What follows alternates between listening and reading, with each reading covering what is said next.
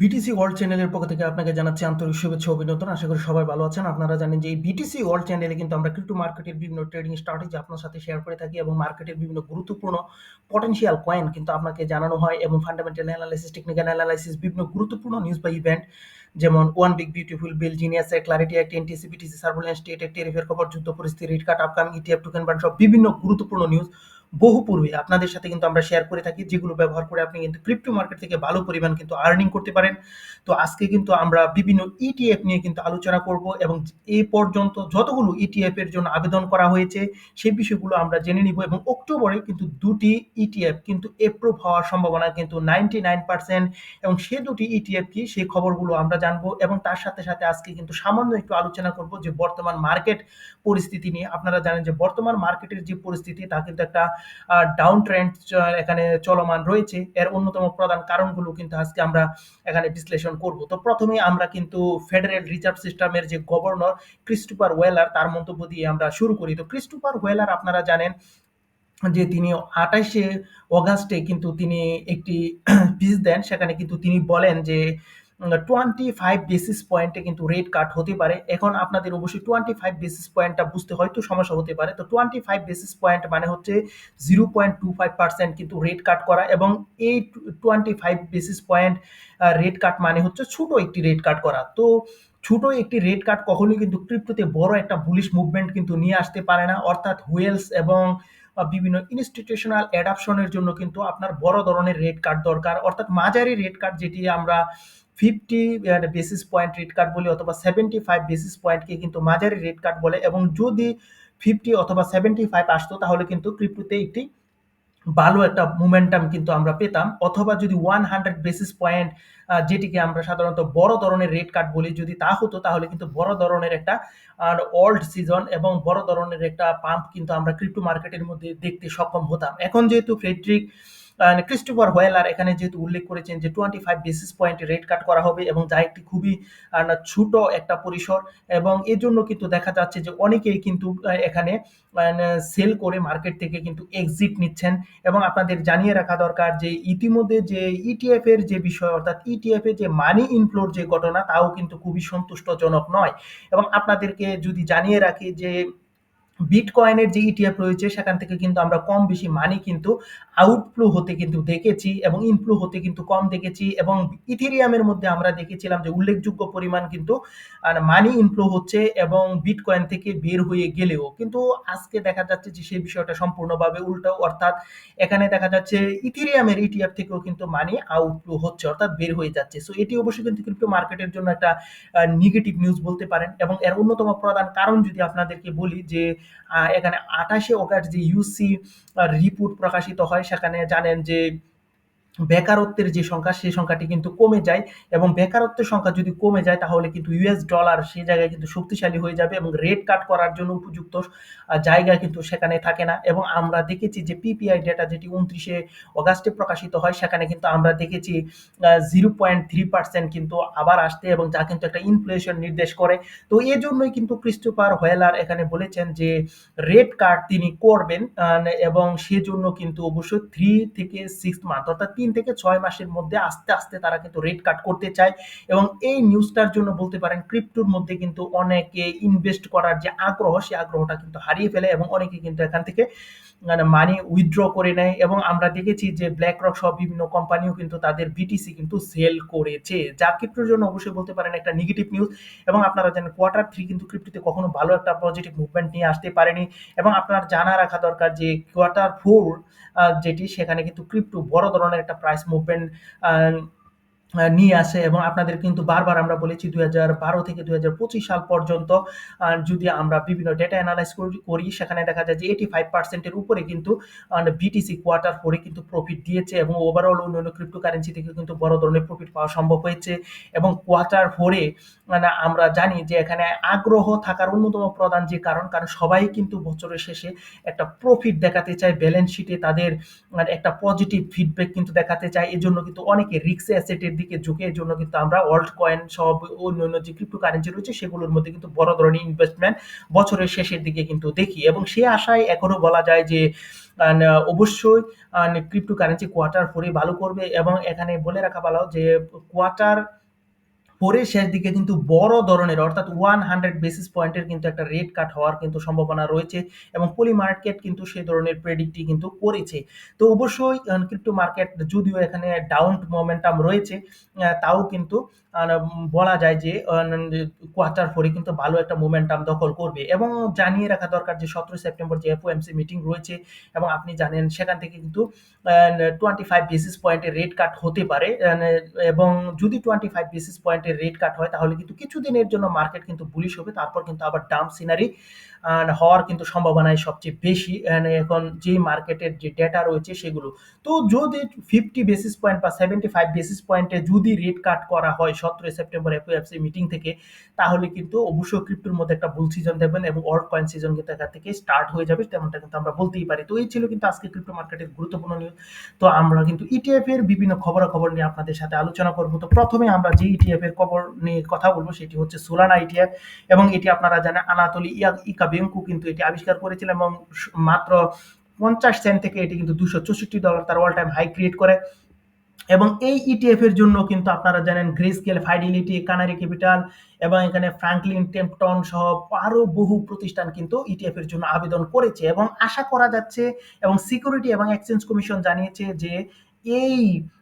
বিষয়ে কিন্তু তারা চূড়ান্ত সিদ্ধান্ত জানাবে অক্টোবরে অর্থাৎ অক্টোবরে এখানে কিন্তু সোলানার ইটিএফ এপ্রুভ হওয়ার কিন্তু সম্ভাবনা অনেকাংশে রয়েছে এবং আপনারা জানেন সোলানা কিন্তু খুবই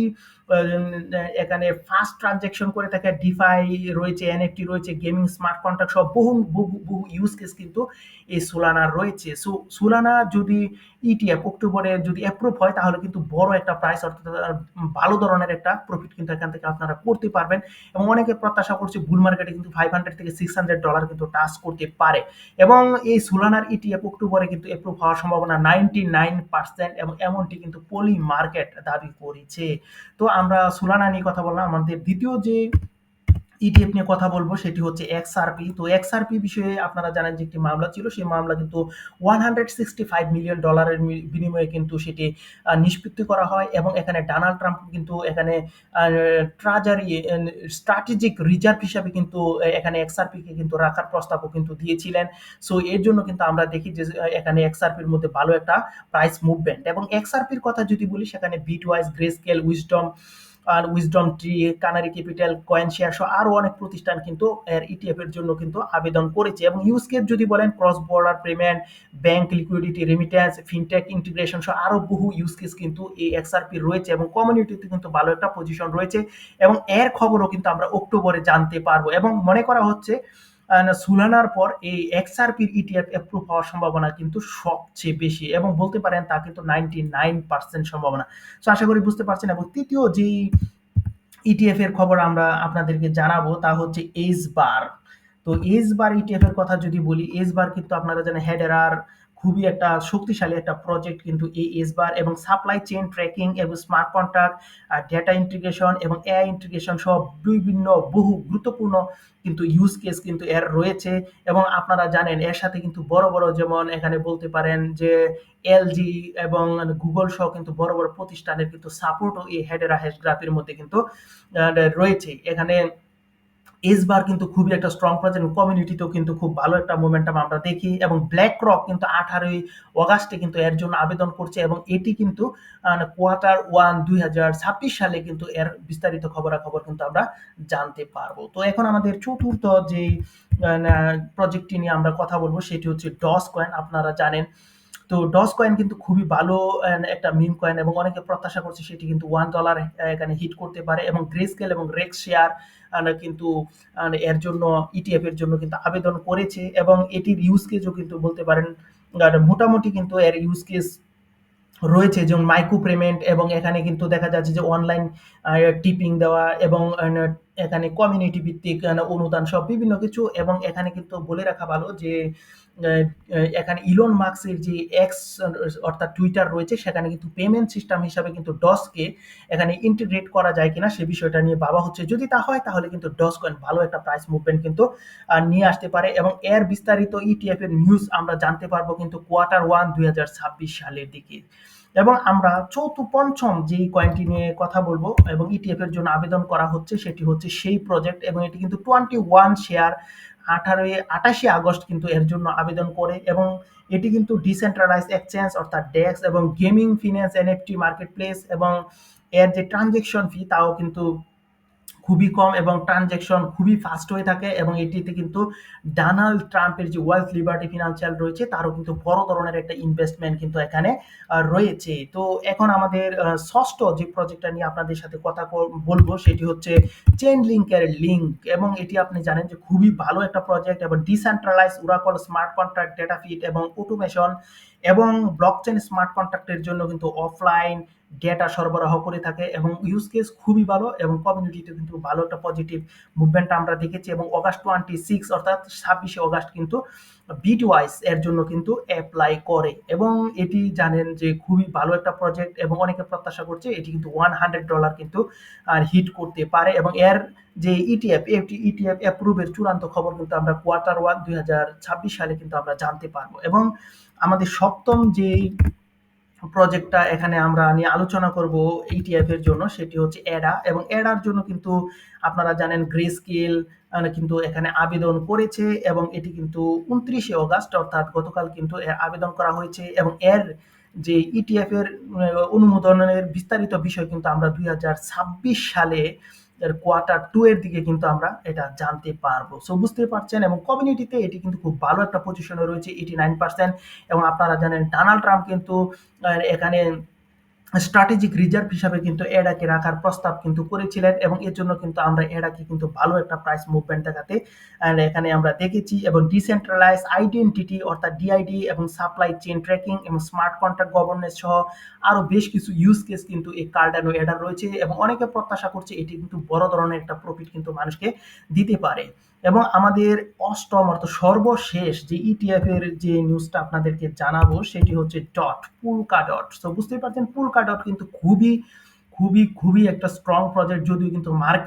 মার্কেটের মধ্যে 2024-25 সালে সে ধরনের দক্ষতা কিন্তু এখনো পুলকা ডট প্রমাণ করতে পারেনি, এবং আপনারা জানেন এটি কিন্তু ব্লকচেন ইন্টারপালেবিলিটি ডিফাই এবং টোকেনাইজেশন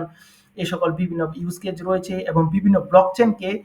সংযুক্ত করে একটি নিরাপদ এবং স্কেলেবল নেটওয়ার্ক কিন্তু তৈরি করে থাকে এই পোলকা ডট, এবং অনেকে প্রত্যাশা করছে এই পোলকা ডট কিন্তু $30 to $50 উপরে কিন্তু টাচ করার সম্ভাবনা রয়েছে, এবং এর জন্য কিন্তু আবেদন করেছে গ্রেস্কেল 21 শেয়ার, এবং এখানে গ্রেস্কেল 11 জুন, এবং এখানে 21 শেয়ার 24শে জুন কিন্তু এর জন্য কিন্তু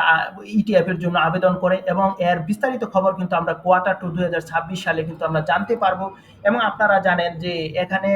ইটিএফ অ্যাপ্রুভ হওয়াটা কিন্তু খুবই গুরুত্বপূর্ণ, যদি অ্যাপ্রুভ হয় তাহলে এর প্রাইস কিন্তু বড় ধরনের একটা মুভমেন্ট নেবে, এবং ইটিএফ যদি অ্যাপ্রুভ হয় তাহলে কিন্তু বিভিন্ন ইনভেস্টমেন্ট এখানে আসে, এজন্য কিন্তু দেখা যায় যে কয়েনটি বড় ধরনের একটা পাম্প করে। এবং আপনাদের সাথে এই টিপগুলো শেয়ার করলাম এই কারণে যে আপনি পূর্ব থেকে ধারণা নিয়ে যাতে এখানে থেকে ভালো এবং বড় ধরনের একটা প্রফিট কিন্তু করতে পারেন। তো আজকে এই পর্যন্ত এখানে শেষ করলাম, সবার সুস্থতা কামনা করে বাই বাই। অবশ্যই আমাদের বিটিসি ওয়ার্ল্ড চ্যানেলটি সাবস্ক্রাইব করে আমাদের পাশে থাকবেন।